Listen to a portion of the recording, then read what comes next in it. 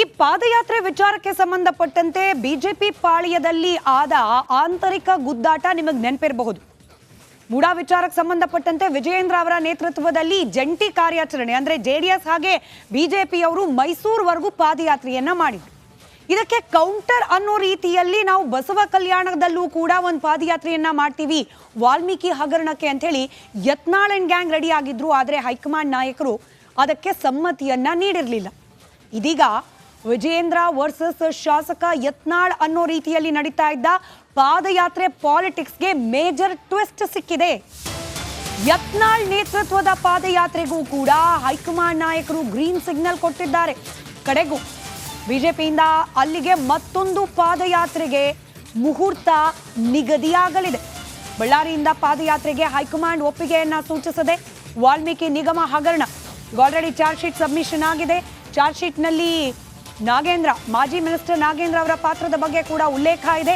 ಸರ್ಕಾರವನ್ನ ಕಟ್ಟಾಕ್ಲಿಕ್ಕೆ ಇದು ಒಂದು ಪ್ರಮುಖ ಅಸ್ತ್ರ ಅನ್ನೋ ಅಂಶವನ್ನ ಮಾತ್ರ ಪರಿಗಣನೆಗೆ ತೆಗೆದುಕೊಂಡು ಯತ್ನಾಳ್ ನೇತೃತ್ವದ ಪಾದಯಾತ್ರೆಗೆ ಗ್ರೀನ್ ಸಿಗ್ನಲ್ ಕೊಟ್ರ ಅಥವಾ ಹಂತ ಹಂತವಾಗಿ ರಾಜ್ಯಾಧ್ಯಕ್ಷ ವಿಜಯೇಂದ್ರ ಅವರ ವಿರುದ್ಧವಾಗಿ ತೊಡೆತಟ್ಟುವವರ ಸಂಖ್ಯೆ ಪಕ್ಷದ ಒಳಗೇನೆ ಹೆಚ್ಚಾಗ್ತಾ ಇರೋ ಕಾರಣಕ್ಕೋಸ್ಕರ ಈ ಪಾದಯಾತ್ರೆಗೆ ಏನಾದರೂ ಅನುಮತಿ ಸಿಕ್ತಾ ಅನ್ನೋದು ಸದ್ಯಕ್ಕಿರುವ ಕುತೂಹಲ. ಪಾದಯಾತ್ರೆಗೆ ಗ್ರೀನ್ ಸಿಗ್ನಲ್ ಕೊಟ್ಟಿದ್ದಾರೆ. ಅಲ್ಲಿಗೆ ಬಿಜೆಪಿಯಿಂದ ಅತಿ ಶೀಘ್ರದಲ್ಲೇ ಮತ್ತೊಂದು ಪಾದಯಾತ್ರೆ ಪ್ರಾರಂಭ ಆಗೋ ಸಾಧ್ಯತೆ ಇದೆ. ತಗೊಳ್ತಾ ಇದ್ದೇವೆ. ಬಹುಶಃ ಇದನ್ನ ಮತ್ತಷ್ಟು ತೀವ್ರಗೊಳಿಸ್ತಕ್ಕಂಥ ಕೆಲಸವನ್ನ ಇದು ದೊಡ್ಡ ಹೋರಾಟ ಪ್ರಾರಂಭ ಆಗ್ತಾ ಇದೆ. ನಮ್ಮದು ಹೈಕಮಾಂಡ್ ಕೂಡ ನಮಗೆ ಈಗಾಗಲೇ ಸಲಹೆ ಕೊಟ್ಟಿದ್ದಾರೆ.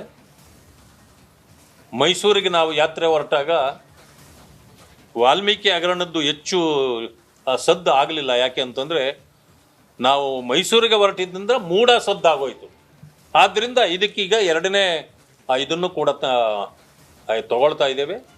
ಬಹುಶಃ ಇದನ್ನು ಮತ್ತಷ್ಟು ತೀವ್ರಗೊಳಿಸ್ತಕ್ಕಂಥ ಕೆಲಸವನ್ನು ಭಾರತೀಯ ಜನತಾ ಪಕ್ಷ ಮಾಡುತ್ತೆ ಅಂತಕ್ಕಂಥದ್ದನ್ನು ಹೇಳಲಿಕ್ಕೆ ಬಯಸ್ತೇನೆ. ಪಾದಯಾತ್ರೆ ಮಾಡಬೇಕು ಅಂತೇಳಿ ಈಗಾಗಲೇ ಕೆಲವು ಹಿರಿಯರೆಲ್ಲ ಕೇಳಿದ್ದಾರೆ. ಆದ್ದರಿಂದ ನಾವು ಕೂಡ ಹೈಕಮಾಂಡ್ನ ಅಪ್ಪಣೆ ಪಡಿಬೇಕು ಅಂತಿತ್ತು. ಅವರು ಕೂಡ ಒಪ್ಪಿದ್ದಾರೆ, ಮಾಡ್ಬೋದು ಅಂತ. ಅದರ ತೀರ್ಮಾನಗಳನ್ನೆಲ್ಲ ಅಧ್ಯಕ್ಷರು ಮಾಡ್ತಾರೆ. ಮೈಸೂರಿಗೆ ಮೂಡಾದ ಅಲ್ಲ, ಆದ್ದರಿಂದಾಗಿ ಆ ಭಾಗದಲ್ಲಿ ST ಸಮುದಾಯ ಹೆಚ್ಚಿಗೆ ಇರೋದು. ಆದ್ದರಿಂದ ಬಹುಶಃ ಅಲ್ಲೇ ಮಾಡ್ತೇವೆ. ಇದು ದೊಡ್ಡ ಹೋರಾಟ ಪ್ರಾರಂಭ ಆಗ್ತಾ ಇದೆ. ನಮ್ಮದು ಹೈಕಮಾಂಡ್ ಕೂಡ ನಮಗೆ ಈಗಾಗಲೇ ಮತ್ತಷ್ಟು ಡೀಟೇಲ್ಸ್ ನೊಂದಿಗೆ ನಮ್ಮ ಪೊಲಿಟಿಕಲ್ ಬ್ಯೂರೋ ಹೆಡ್ ವಿಜಯ್ ನೇರ ಸಂಪರ್ಕದಲ್ಲಿದ್ದಾರೆ. ವಿಜಯ್, ಇದು ಕಾಂಗ್ರೆಸ್ ವಿರುದ್ಧದ ಮತ್ತೊಂದು ಅಸ್ತ್ರವಾಗಿ ಮಾತ್ರ ಗ್ರೀನ್ ಸಿಗ್ನಲ್ ಕೊಟ್ಟಿರೋದಾ ಅಥವಾ ಈ ಬಿಜೆಪಿ ಪಕ್ಷದ ಒಳಗೆ ನಡೀತಾ ಇದ್ದ ಆಂತರಿಕ ಗುದ್ದಾಟ, ವಿಜಯೇಂದ್ರ ವರ್ಸಸ್ ಯತ್ನಾಳ್ ಅನ್ನೋ ರೀತಿಯಲ್ಲಿ ನಡೀತಾ ಇದ್ದ ಗುದ್ದಾಟ, ಯತ್ನಾಳ್ ಅವ್ರಿಗೂ ಕೂಡ ಪ್ರಾಮುಖ್ಯತೆ ಇರ್ಲಿ ಅನ್ನೋ ಸಂದೇಶಕ್ಕೆ ಗ್ರೀನ್ ಸಿಗ್ನಲ್ ಸಿಕ್ಕಿರೋದಾ ಹೈಕಮಾಂಡ್ ಕಡೆಯಿಂದ ಅಂತ?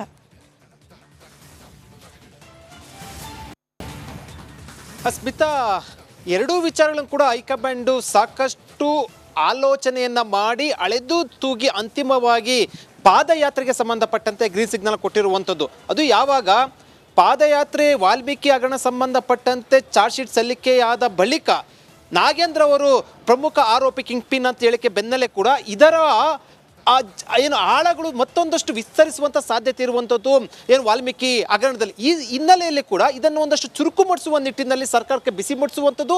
ಅದರ ಜೊತೆಗೆ ಈಗಾಗಲೇ ಕೂಡ ರೆಬಲ್ಸ್ ಟೀಮ್ ಅಂದರೆ ಯತ್ನಾಳ್ ಸೇರಿದಂತೆ ರಮೇಶ್ ಜಾರಕಿಹೊಳಿ ಸೇರಿದಂತೆ ಒಂದಷ್ಟು ಜನ ಯತ್ನಾಳ್ ಏನು ಟೀಮ್ ಏನಿದೆ ಅವರು ಪ್ರತ್ಯೇಕ ಪಾದಯಾತ್ರೆ ಕೇಳಿದ್ರು. ಆದರೆ ಪ್ರತ್ಯೇಕ ಪಾದಯಾತ್ರೆ ಅನ್ನೋದು ಬಿಂಬಿಸೋಕ್ಕಿಂತ ಹೆಚ್ಚಾಗಿ ಬಿಜೆಪಿ ಅಡಿಯಲ್ಲೇ ಪಾದಯಾತ್ರೆ ಮಾಡೋ ಸಂಬಂಧಪಟ್ಟಂತೆ ಹೈಕಮಾಂಡು ಏನು ಗ್ರೀನ್ ಸಿಗ್ನಲ್ ಕೊಟ್ಟಿರುವಂಥದ್ದು. ಅಂದರೆ ಒಂದೇ ಕಲ್ಲಿಗೆ ಎರಡು ಅಕ್ಕಿ ಹೊಡೆಯುವಂಥ ರೀತಿಯಲ್ಲಿ ಕೂಡ ಹೈಕಮಾಂಡ್ ಆಲೋಚನೆ ಮಾಡಿರುವಂಥದ್ದು. ಪಾದಯಾತ್ರೆಗೆ ಪರ್ಮಿಷನ್ ಕೊಡಲಿಲ್ಲ ಅಂತಂದರೆ ಯತ್ನಾಳ್ ಟೀಮು ಒಂದರಷ್ಟು ಅಸಮಾಧಾನಗೊಳ್ಳುವಂಥದ್ದು. ಅದೇ ಜೊತೆಗೆ ಕೂಡ ಈಗ ಹೈಕಮಾಂಡ್ ಕೂಡ ಬೇಕಾಗಿರುವಂಥದ್ದು ಕಾಂಗ್ರೆಸ್ ಅನ್ನ ಇಕ್ಕಟ್ಟಿಗೆ ಸಿಲುಕುವಂಥದ್ದು. ಈ ಹಿನ್ನೆಲೆಯಲ್ಲಿ ಪಕ್ಷದ ಅಡಿಯಲ್ಲಿ ಪಾದಯಾತ್ರೆ ಮಾಡೋ ಸಂಬಂಧಪಟ್ಟಂತೆ ಒಂದು ಗ್ರೀನ್ ಸಿಗ್ನಲ್ ಕೊಟ್ಟಿರುವಂಥದ್ದು. ಬಹುತೇಕವಾಗಿ ಇನ್ನು ಕೆಲವೇ ದಿನಗಳಲ್ಲಿ ಇದಕ್ಕೆ ಸಂಬಂಧಪಟ್ಟಂತೆ ಅಧಿಕೃತವಾಗಿ ಒಂದು ನಿರ್ಧಾರವನ್ನು ಪ್ರಕಟ ಮಾಡ್ತಾರೆ. ಒಂದಂತೂ ಬಹಳ ಸ್ಪಷ್ಟ, ಬಿಜೆಪಿ ಹೈಕಮಾಂಡ್ಗೆ ತಲೆನೋವಾಗಿದ್ದಂಥ ರೆಬಲ್ಸ್ ಟೀಮ್ ಅನ್ನು ಒಂದು ಕಡೆ ಸಮಾಧಾನ ಮಾಡುವಂಥದ್ದು, ಮತ್ತೊಂದು ಕಡೆ ಕಾಂಗ್ರೆಸ್ ಸರ್ಕಾರದ ವಿರುದ್ಧ ಸಿಕ್ಕಿದ ಪ್ರಬಲ ಅಸ್ತ್ರವನ್ನ ಮತ್ತೊಂದಷ್ಟು ರೀತಿಯಲ್ಲಿ ಬಳಸ್ಕೊಳ್ಳುವ ನಿಟ್ಟಿನಲ್ಲಿ ಹೈಕಮಾಂಡ್ ಮುಂದಾಗಿರುವಂಥದ್ದು.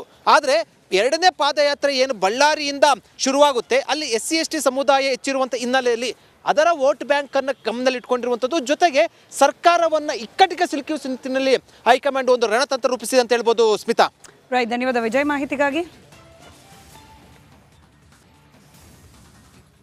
ಪಾದಯಾತ್ರೆ ವಿಚಾರಕ್ಕೆ ಸಂಬಂಧಪಟ್ಟಂತೆ ಬಿಜೆಪಿ ಪಾಳ್ಯದಲ್ಲಿ ಆದ ಆಂತರಿಕ ಗುದ್ದಾಟ ನಿಮಗೆ ನೆನಪಿರಬಹುದು.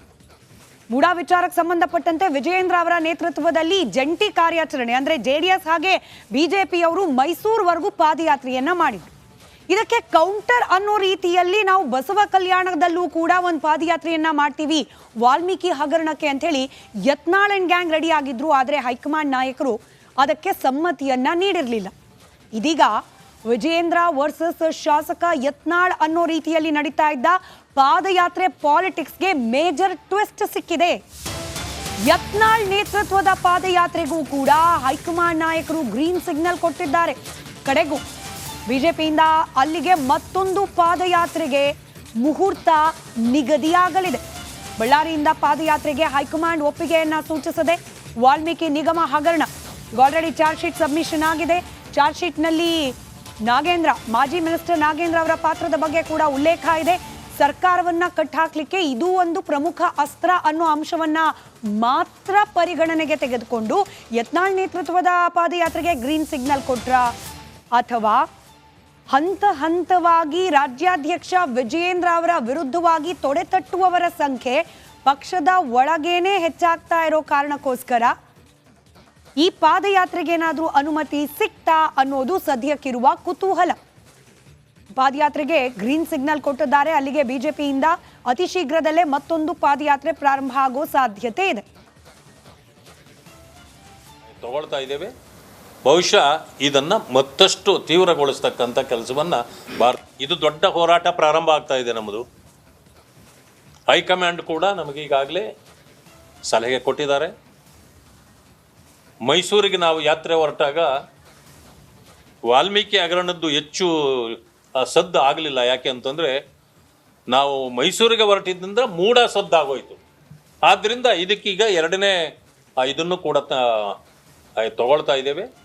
ಬಹುಶಃ ಇದನ್ನು ಮತ್ತಷ್ಟು ತೀವ್ರಗೊಳಿಸ್ತಕ್ಕಂಥ ಕೆಲಸವನ್ನು ಭಾರತೀಯ ಜನತಾ ಪಕ್ಷ ಮಾಡುತ್ತೆ ಅಂತಕ್ಕಂಥದ್ದನ್ನು ಹೇಳಲಿಕ್ಕೆ ಬಯಸ್ತೇನೆ.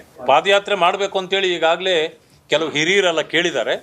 ಆದ್ದರಿಂದ ನಾವು ಕೂಡ ಹೈಕಮಾಂಡ್ನ ಅಪ್ಪಣೆ ಪಡಿಬೇಕು ಅಂತಿತ್ತು. ಅವರು ಕೂಡ ಒಪ್ಪಿದ್ದಾರೆ, ಮಾಡ್ಬೋದು ಅಂತ. ಅದರ ತೀರ್ಮಾನಗಳನ್ನೆಲ್ಲ ಅಧ್ಯಕ್ಷರು ಮಾಡ್ತಾರೆ. ಮೈಸೂರಿಗೆ ಮೂಡಾದ ಅಲ್ಲ, ಆದ್ದರಿಂದಾಗಿ ಆ ಭಾಗದಲ್ಲಿ ST ಸಮುದಾಯ ಹೆಚ್ಚಿಗೆ ಇರೋದು. ಆದ್ದರಿಂದ ಬಹುಶಃ ಅಲ್ಲೇ ಮಾಡ್ತೇವೆ. ಇದು ದೊಡ್ಡ ಹೋರಾಟ ಪ್ರಾರಂಭ ಆಗ್ತಾ ಇದೆ ನಮ್ಮದು.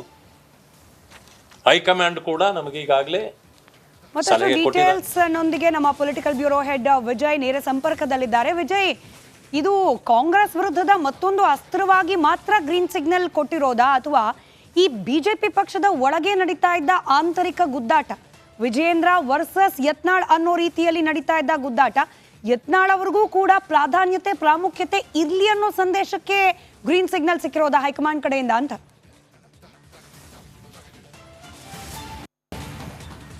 ಸ್ಮಿತಾ, ಎರಡೂ ವಿಚಾರಗಳನ್ನು ಕೂಡ ಹೈಕಮಾಂಡ್ ಸಾಕಷ್ಟು ಆಲೋಚನೆಯನ್ನ ಮಾಡಿ ಅಳೆದು ತೂಗಿ ಅಂತಿಮವಾಗಿ ಪಾದಯಾತ್ರೆಗೆ ಸಂಬಂಧಪಟ್ಟಂತೆ ಗ್ರೀನ್ ಸಿಗ್ನಲ್ ಕೊಟ್ಟಿರುವಂಥದ್ದು. ಅದು ಯಾವಾಗ ಪಾದಯಾತ್ರೆ ವಾಲ್ಮೀಕಿ ಹಗರಣ ಸಂಬಂಧಪಟ್ಟಂತೆ ಚಾರ್ಜ್ ಶೀಟ್ ಸಲ್ಲಿಕೆಯಾದ ಬಳಿಕ ನಾಗೇಂದ್ರ ಅವರು ಪ್ರಮುಖ ಆರೋಪಿ ಕಿಂಗ್ ಪಿನ್ ಅಂತ ಹೇಳಿಕೆ ಬೆನ್ನಲ್ಲೇ ಕೂಡ ಇದರ ಏನು ಆಳಗಳು ಮತ್ತೊಂದಷ್ಟು ವಿಸ್ತರಿಸುವಂಥ ಸಾಧ್ಯತೆ ಇರುವಂಥದ್ದು ಏನು ವಾಲ್ಮೀಕಿ ಹಗರಣದಲ್ಲಿ. ಈ ಹಿನ್ನೆಲೆಯಲ್ಲಿ ಕೂಡ ಇದನ್ನು ಒಂದಷ್ಟು ಚುರುಕು ಮಾಡಿಸುವ ನಿಟ್ಟಿನಲ್ಲಿ ಸರ್ಕಾರಕ್ಕೆ ಬಿಸಿ ಮುಟ್ಟಿಸುವಂಥದ್ದು.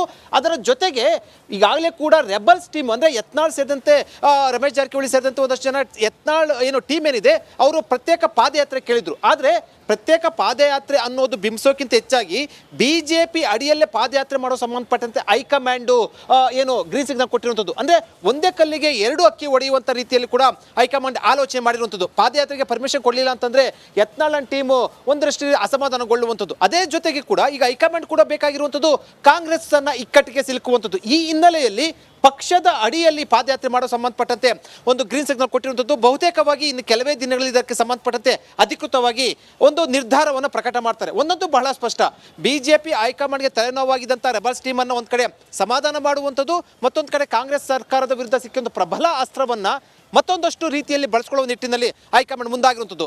ಆದರೆ ಎರಡನೇ ಪಾದಯಾತ್ರೆ ಏನು ಬಳ್ಳಾರಿಯಿಂದ ಶುರುವಾಗುತ್ತೆ, ಅಲ್ಲಿ SC/ST ಸಮುದಾಯ ಹೆಚ್ಚಿರುವಂಥ ಹಿನ್ನೆಲೆಯಲ್ಲಿ ಅದರ ವೋಟ್ ಬ್ಯಾಂಕ್ ಅನ್ನು ಗಮನದಲ್ಲಿ ಇಟ್ಕೊಂಡಿರುವಂಥದ್ದು. ಜೊತೆಗೆ ಸರ್ಕಾರವನ್ನು ಇಕ್ಕಟ್ಟಿಗೆ ಸಿಲುಕಿಸುವ ನಿಟ್ಟಿನಲ್ಲಿ ಹೈಕಮಾಂಡ್ ಒಂದು ರಣತಂತ್ರ ರೂಪಿಸಿದೆ ಅಂತ ಹೇಳ್ಬೋದು. ಸ್ಮಿತಾ, ರೈಟ್, ಧನ್ಯವಾದ ವಿಜಯ್ ಮಾಹಿತಿಗಾಗಿ.